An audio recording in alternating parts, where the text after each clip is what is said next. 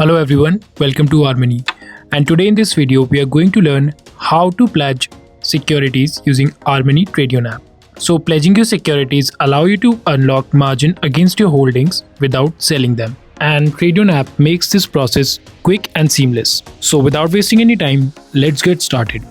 So once you log in the app, go to the investment section and here you will find pledge option. Once you tap on it, you will be redirected to a new page showing a list of approved securities available for pledging. Now select the security you want to pledge, the checkbox next to the script name.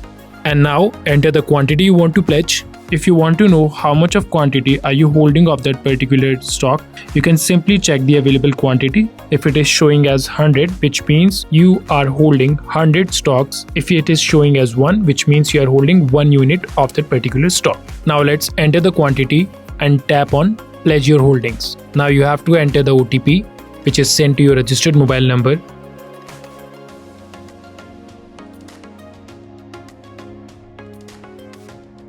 Once you enter it, tap on verify and your pledge request will be successfully placed. You can now check the status of your pledge request, which is showing as confirmed.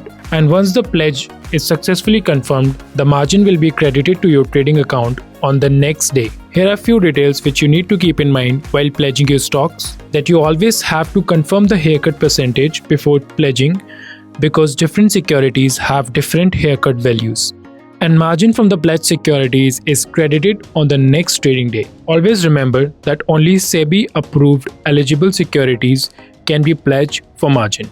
Always ensure that the pledged security does not exceed your available holdings, otherwise you will not be able to proceed with the margin. You can sell the pledged stocks directly. There is no need to place a separate unpledged request. Alright, that's it for today. If you have any doubts or face any issues, do comment down below. Until then, happy trading.